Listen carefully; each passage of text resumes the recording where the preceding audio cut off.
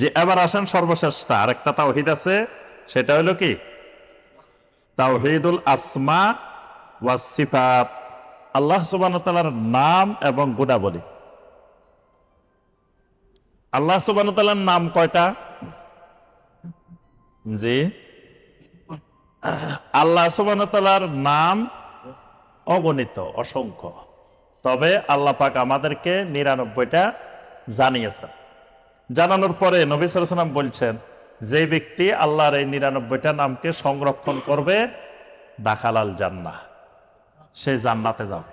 সুবহানাল্লাহ। না, মুখস্থ করা না, ওই অর্থটা ভুল। ওই যে বইয়ের মধ্যে দেখবেন, আমি ওই দিন এক মাদ্রাসায় গেছি, তো মাদ্রাসার প্রোগ্রামে বলতেছে যে ছাত্রদেরকে বলতেছে যে তোমরা আল্লাহ ৯৯ নাম বলো। তো ছাত্ররা ৯৯ নামের আগে দিয়ে বলতেছে, হাদিসটা বলতেছে মান আহসাহা দাখালাল জান্নাহ, যে আল্লাহর ৯৯ নাম মুখস্থ করিবে সে জান্নাতে যাইবে। তাই বললাম মুখস্থ করার কথা তো এখানে আল্লাহ রাসূল বলেন নাই। এটাও বিকৃত ব্যাখ্যা, ভুল ব্যাখ্যা। আল্লাহর ৯৯ নাম মুখস্থ করলো আর হে জান্নাতে যাবো, তো এটার মধ্যে মুখস্থ করার মধ্যে কি? এটা কে বলছে মুখস্থ করলেন? এইখানে শব্দটা নবী সাল্লাল্লাহু আলাইহি ওয়াসাল্লাম বলছেন আহসাহা। আহসাহা, আহসাহা মানে এহসা হলো সংরক্ষণ করা। এহসা হতে হলে ৩টা কাজ করতে হবে। আল্লাহ ৯৯ নামের ৩টা কাজ করতে হবে, তখন এটা সংরক্ষণ হবে। ১ নম্বর আল ইহাতাতু বিহা লাফজান, মানে এটা শাব্দিকভাবে আল্লাহর নামটাকে সংরক্ষণ করতে হবে।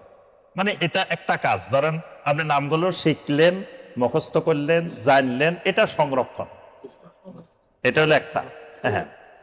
২ নম্বর হলো নামগুলোর অর্থ বুঝতে হবে। আপনি অর্থ জানান না, খালি মুখস্থ করে বসে রয়েছে, তাহলে কি লাভ হইলো? আপনি নামও মুখস্থ করছেন, শিরিকও করতেছেন। নামও মুখস্থ করতেছেন, কুফরিও করতেছেন, কারণ আপনি কি মুখস্থ করছেন এটাই তো জানান না। এজন্য এহসা মানে ওই নামগুলো মুখস্থ করতে, এই অর্থ বুঝতে হবে। ৩ নম্বর, আল্লাহর প্রত্যেকটা নামের সাথে কিছু মুক্তাদা আছে, মানে ওই নামটা বান্দার কাছে কিছু কামনা করে, কিছু ইবাদত কামনা করে বান্দার কাছে। প্রত্যেকটা নামের সাথে বান্দার কাছে আল্লাহর কিছু ইবাদত চাওয়া আছে, ওই নামের আলোকে ওই ইবাদতটা করা। যেমন ধরেন আল্লাহর একটা নাম গাফুর, মাফ করে দেওয়া। তো মাফ করে দেওয়ার সাথে আমাদের বান্দার কি সম্পর্ক? মাগফিরাত। গাফুর নামের সাথে যেই ইবাদতটা, এটা মাগফিরাত। তাহলে আমি আল্লাহর নাম মুখস্থ করলাম গাফুর গাফুর গাফুর, কিন্তু আল্লাহর কাছে ক্ষমা চাই না, তাহলে এটা সংরক্ষণ হয় নাই। ওই গাফুর মুখস্থ করার সাথে সাথে আল্লাহর কাছে সবসময় ক্ষমা চাইতে হবে, বলতে আল্লাহ আপনার নাম গাফুর। এজন্য আল্লাহ বলছে আল্লাহর নামের উসিলা দিয়ে দিয়ে দোয়া করার জন্য। কেন? আল্লাহ আপনার নাম গাফুর, আপনি আমারে ক্ষমা করে দেন। তারপর আল্লাহর নাম রহিম। রহিম নামের সাথে বান্দার কাছে একটা জিনিস সম্পৃক্ত আছে, সেটা রহমত। বান্দা আল্লাহর কাছে রহমত চাইবে, আল্লাহ আমাকে রহম করেন। কোন লোক মারা গেছে, আল্লাহ তারে রহম করেন। এই যে রহমতের দোয়া, আল্লাহর কাছে রহমত চাওয়া, এইভাবে দেখুন প্রত্যেক নামের সাথে, ৯৯ নামের সাথে বান্দার সাথে একটা না একটা সম্পর্ক আছে। আল্লাহ নাম এগুলো এমনি এমনি দেন নাই। এই জন্য আল্লাহ বলছেন ওয়ালিল্লাহিল আসমাউল হুসনা ফাদউহু বিহা। আল্লাহর অনেক সুন্দর সুন্দর নাম আছে, তোমরা ওই নামগুলোর মাধ্যমে আল্লাহকে ডাকো। জি, আজাতি নাম শুধু আল্লাহ, বাকিগুলো সিফাতি নাম। তবে ওগুলো আল্লাহর নামও সিফাতও, দুইটাই। তো এই জন্য এই সংরক্ষণ মানি হলো 3টা জিনিস: শাব্দিকভাবে সংরক্ষণ, অর্থ সংরক্ষণ, প্রত্যেক নামের যে চাহিদা, মুক্তাদা, চাহিদার আলোকে আল্লাহর কাছে দোয়া করা। এটা করলে সে সংরক্ষণ করবে। এবার আসেন আমরা শুধু এই আল্লাহর নাম এবং গুণাবলীর ব্যাপারে 2টা জিনিস বলবো। একটা হলো প্রকার, আর একটা হলো এই ব্যাপারে আমাদের আকীদা কি হবে, তাওহীদটা কি। প্রকার, আল্লাহর কিছু সিফাত আছে সুবুতিয়া, কিছু সিফাত আছে সালবিয়া। সুবুতিয়া মানে পজিটিভ, হা বোধক। কিছু সিফাত আছে না বোধক। কোরআনে আল্লাহর 2 ধরনের সিফাত আছে, কিছু আছে হা বোধক, কিছু আছে হা বোধক। কিরকম? যে আল্লাহ বলতেছেন ইন্নাল্লাহা সামিউন আলিম, আল্লাহ সবকিছু শুনেন, সবকিছু জানেন। এই যে শোনা জানা এগুলা হলো কি? হ্যাঁ বোধক। আবার আল্লাহ বলতেছেন লা তাখুযুহু সিনাতুন ওয়ালা নাওম, আল্লাহকে কোনো ঘুম কোনো তন্দ্রা স্পর্শ করে না।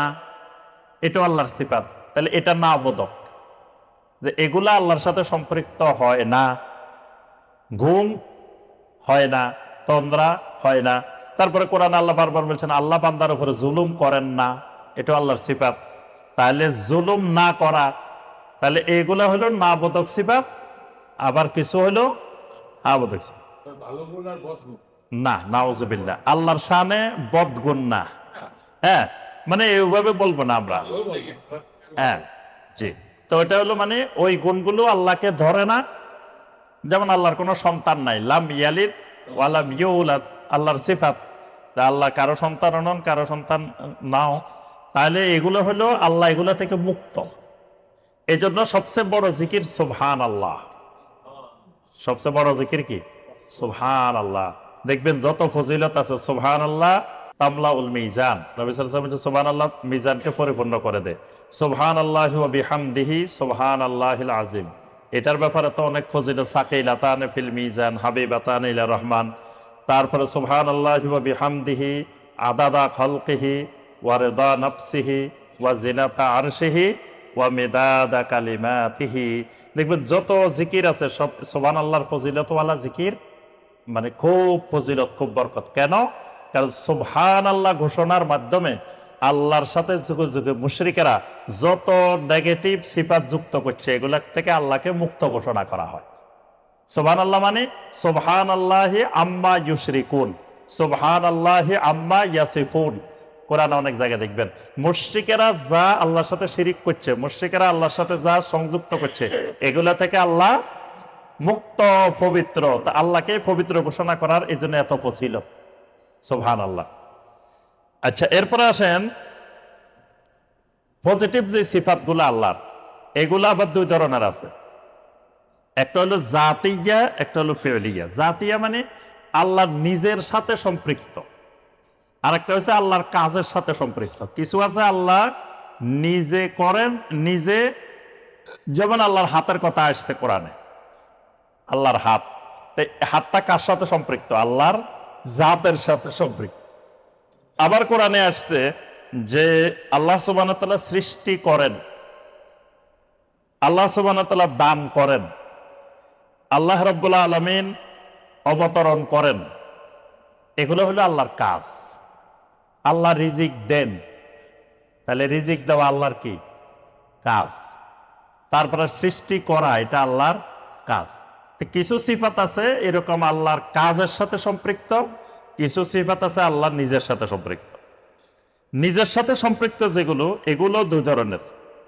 একটা হলো যেমন আল্লাহ শুনেন, আল্লাহ দেখেন, আল্লাহর এলেম আছে, এগুলো। আর একটা হলো আল্লাহর হাত, আল্লাহর চেহারা, আল্লাহর চোখ, আল্লাহর কবদা, যেগুলো কোরআন হাদিসে আসছে। তাহলে আমরা বুঝলাম আল্লাহর সিফাতগুলো বিভিন্ন ধরনের এরকম হইতে পারে। এখন আসুন সর্বশেষ কথা, যে আল্লাহর যত সিফাত আছে এই ব্যাপারে আমাদের আকীদা, এই ব্যাপারে আমাদের আকীদা কি হবে? এই ব্যাপারে আমাদের আকীদা হবে, সেটি হলো যে মিন গায়রে তাহরিফিন ওয়ালা তা'তিলিন ওয়ালা তাকইফিন ওয়ালা তামসিলিন। এই তাওহীদটা শিখতে হলে 4টা শব্দ মনে রাখতে হবে। একটা হলো তাহরিফ। তাহরিফ মানে পরিবর্তন, বিচ্যুতি। কিরকম বিচ্যুতি? শাব্দিক পরিবর্তনও হতে পারে, অর্থের পরিবর্তনও হতে পারে। যেমন আল্লাহ বলছেন ওয়া কাল্লামাল্লাহু মূসা তাকলিমা, ওয়া কাল্লামাল্লাহু মূসা তাকলিমা, আল্লাহ মূসার সাথে কথা বলছেন। তো মুতাজিলারা আল্লাহ কথা বলছেন এটা স্বীকার করে না, তারা এটাকে পরিবর্তন করে। ওদের কোরআনের মধ্যে লেখা আছে ওয়া কাল্লামাল্লাহা মূসা তাকলিমা, আমাদের কোরআনে আছে ওয়া কাল্লামাল্লাহু মুসা তাকলিমা, আল্লাহর শেষে পেশ আছে, ওদের কোরআনে জবর আছে। পেশ আর জবরে অর্থের পার্থক্য হয়। পেশ দিলে কথা বলছেন আল্লাহ, জবর দিলে তখন অর্থ হবে মুসা আল্লাহর সাথে কথা বলছে। এজন্য এই যে পরিবর্তনটা তারা করছে, এটা কোন পরিবর্তন? শব্দগত পরিবর্তন। এটা কি পরিবর্তন? শব্দগত পরিবর্তন। শিয়াদের কোরআনে আমাদের কোরআনের থেকে সূরা বেশি, আমাদের কোরআনের থেকে সূরা বেশি, আয়াত বেশি। তা এখন বাড়তি এগুলা পাইছে কোথা? বাড়তি এগুলা ওদের বানানো। ওরা উসমান রাদিয়াল্লাহু তাআলা আনহুর যে কোরআন সংকলন, এই সংকলনকে তারা মানে না। উসমান রাদিয়াল্লাহু তাআলা আনহুকেও মানে না, ওসমান রাদিয়াল্লাহু তাআলা আনহুর সংকলনকেও মানে না। এবং ওদের কিতাবে লেখা আছে, যারা এই কোরআনকে কোরআন মনে করে তারা মিথ্যুক, তারা মিথ্যাবাদী। মানে আমরা সবাই ওদের দৃষ্টিতে মিথ্যুক। আমরা তো খালি মিথ্যুক না, ওদের দৃষ্টিতে আমরা কাফের, আমাদেরকে হত্যা করা যায়। এজন্য তারা কিন্তু লক্ষ লক্ষ সুন্নিকে হত্যা করছে। যেখানে পায় সেখানে তারা সুন্নিকে হত্যা করে। ইরান কিন্তু সুন্নি অধ্যুষিত দেশ ছিল। দেখবেন পূর্বেকার যুগের বড় বড় মুফাসসির, মুহাদ্দিস, ফকী সবই ওই অঞ্চলের ইরানের ছিল। সেই ইরান এখন সুন্নি শূন্য, সুন্নি নেই, সব শিয়া। সুন্নি সব মেরে ফেলছে, হত্যা করে ফেলছে। তারপরে সিরিয়াতে সব হত্যা করে ফেলছে, লক্ষ লক্ষ সুন্নিকে হত্যা করছে। ইয়েমেনে লক্ষ লক্ষ সুন্নিকে হত্যা করছে। এইভাবে তারা যদি মক্কা মদিনা নিতে পারে বা আরব দুনিয়া দখল করতে পারে, তখন আরব বিশ্বে আর সুন্নি থাকবে না, সব শেষ হয়ে যাবে। তো যাই হোক, এখন কথা হলো ওরা এই শাব্দিক পরিবর্তন, কোরআনের শিয়ারা যেটা করছে এটা শাব্দিক পরিবর্তন। এই শব্দগুলা, বাক্যগুলা ইহুদিরা যে কাজ করছে ওরাও সে একই কাজ করছে। ইহুদিরা যেমন তাদের কিতাবে লিখছে, এরাও তারা কোরআনের মধ্যে এগুলো নিয়ে আসছে। কেমনে মুসলমান? ওরা মুসলমান না, এই জায়গায় তো গন্ডগোল। শিয়ারা মুসলমান না, শিয়াদের আকীদা তো কুফরি, কি মানে মারাত্মক জঘন্য জঘন্য আকীদা। আচ্ছা যাই হোক, এটা আমাদের আলোচ্য বিষয় না। আমাদের কথা হলো তাহরিফ। পরিবর্তনটা দুই ধরনের করছে মুসলমানেরাই, দুই ধরনের পরিবর্তন করছে। একটা হলো শব্দের পরিবর্তন করছে আল্লাহর সিফাতের ব্যাপারে, আর একটা হলো অর্থগত পরিবর্তন করছে। অর্থগত পরিবর্তন কেমন? কোরআনে আছে আল্লাহর হাত, এরা অর্থ করছে আল্লাহর কুদরতি হাত। কুদরতি তো কোরআনে আল্লাহ বলেন নাই, তাহলে এটা অর্থগত পরিবর্তন। আল্লাহ হাত বলছে হাত, চেহারা বলছেন চেহারা, কুদরতি চেহারা। তারপরে আল্লাহর কুদরতি পায়ে সাজদা করতেছি, হ্যাঁ, তো কুদরতি পাইল কই? কুদরতি মানে অলৌকিক, হ্যাঁ, মানে এটা, হ্যাঁ, আসল না, রূপক। হ্যাঁ, রূপক। তা এখন আমার রূপকও বলার দরকার কি, কিছু বলার দরকার কি? আল্লাহ যেমনে বলছেন, যতটুকু বলছেন হাত হাত, আল্লাহর হাত আল্লাহর মতো, আমরা দেখিও না, জানিও না, আল্লাহ জানেন। বাস এই যে পরিবর্তন, এটা কিছু কেউ অর্থের পরিবর্তন করছে, কেউ শব্দের পরিবর্তন করছে। তা আল্লাহকে, আল্লাহর সিফাত গুলোকে অর্থেরও পরিবর্তন করা যাবে না, সিফাতেরও পরিবর্তন করা যাবে না। আর একটা হলো তাতিল। তাতিল মানে মুক্ত ঘোষণা করা। মানে আল্লাহ সিফাতটা বলছেন, আমি বললাম না না না, এটা হইতে পারে না, মানে আল্লাহর এটা না মানা, আল্লাহকে সিফাত মুক্ত করা। আল্লাহ বলছেন আল্লাহর চেহারা, আমি কই না, আল্লাহর চেহারা আবার কেমনে হয়? তা আমার আল্লাহ এটা করতে বলছে যে কেমনে হয়, কি হয় না হয়, এই গবেষণা তো আল্লাহ আমাকে করতে বলে নাই। তাহলে আমি আল্লাহর ওই সিফাতকে মুক্ত করে দিলাম, আমি মানে নিতে পারতেছি না, এটাও করা যাবে না। আরেকটা হলো তাকইফ। তাকইফ মানে কাইফিয়াত, ধরন নির্ধারণ করা। যে আল্লাহ হাত বলছে, আমি কইলাম যে আমাদের হাত ছোট্ট, আল্লাহটা মনে হয় 1000 হাত লম্বা, নাউজুবিল্লাহ। একটা ধরন ঠিক করে নিলাম, এই ধরন ঠিক করা যাবে না, কারণ এই হাত তো আল্লাহ বলে না। এই হাত মানে তো এটা এমন না, আল্লাহ হাত বলতে কি বুঝাইছেন, এটা কেমন কি আমরা কিছু জানি না। হ্যাঁ, এই জন্য এটার কোন ধরন, আল্লাহর কোন সিফাতের ধরন নির্ধারণ করা যাবে। আল্লাহ অবতরণ করেন, আল্লাহ আবার উঠেন, আরশের উপর উঠছেন, প্রথম আকাশে কি করেন? অবতরণ করেন। তা আল্লাহর উঠান নামা কি আমাদের উঠা নামার মতো? এটা চিন্তা করলে আপনার ফেস লাগে যাবে, দেখবেন। ওইটা যদি আপনি ওখানে ওই গবেষণা করতে থাকেন, ধরন যদি আমাদের মতো মনে করেন, আমরা যেরকম উঠি, আমরা যেরকম নামি, লিফটে উঠি, লিফটে নামি, আল্লাহ তো যদি এরকম মনে করেন তাহলে আপনার পুরা ইমানের মধ্যে ফ্যাস লাগিয়ে দেবে। কিরকম ফ্যাস? যে আপনি বললেন যে আল্লাহ আরশের উপরে উঠছেন, আবার আপনি হাদিস বললেন যে শেষ রাত্রিতে আল্লাহ সুবহানাহু ওয়া তাআলা প্রথম আকাশে অবতরণ করেন।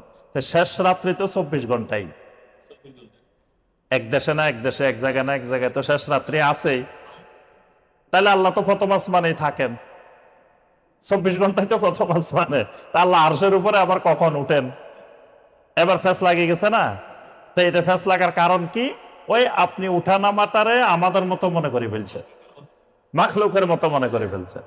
এই জন্য কোনো ধরন নির্ধারণ করা যাবে না। আর কেন ওয়ালা তামসিল, কোনো মাসাল, আল্লাহর সিফাতের কোনো দৃষ্টান্ত, কোনো উদাহরণ। আল্লাহ বলছে ওয়ালাইসা কামিসলিহি শাই, আল্লাহর কোনো ধরন মতন নাই। হ্যাঁ, এই জন্য ধরন মানে ওইটার মতো কোনো দৃষ্টান্ত, কোনো উদাহরণ স্থাপন করা যাবে না। তো এই 4টে জিনিস থেকে মুক্ত করে আল্লাহ পাক এবং আল্লাহ রসুল যেভাবে বলছেন সেইভাবে মেনে নেওয়ার নাম তাওহীদুল আসমা ওয়াস সিফাত। আল্লাহ পাক আমাদের সবাইকে তাওহীদকে ভালোভাবে জানার, বোঝার, তাওহীদকে মানার, তাওহীদের দায়ী হওয়ার আল্লাহ পাক তৌফিক দান করুন। আমিন ইয়া রাব্বাল আলামিন। জি, প্রশ্ন আছে না? জি।